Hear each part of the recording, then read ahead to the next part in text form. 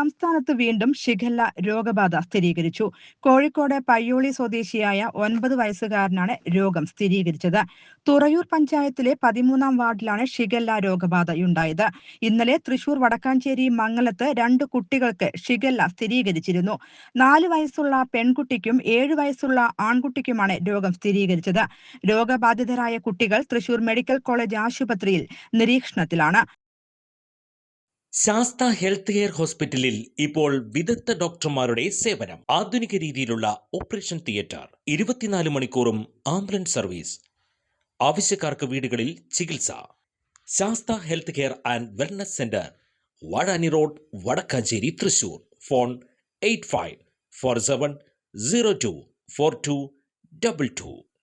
കൂടുതൽ വാർത്തകൾക്ക് ഞങ്ങളുടെ ചാനൽ സബ്സ്ക്രൈബ് ചെയ്യുക. ഫേസ്ബുക്ക് ഫോളോ അപ്പ് ചെയ്യുക. വാർത്തകൾ വേഗത്തിലറിയാൻ എനി ടൈം ന്യൂസ്.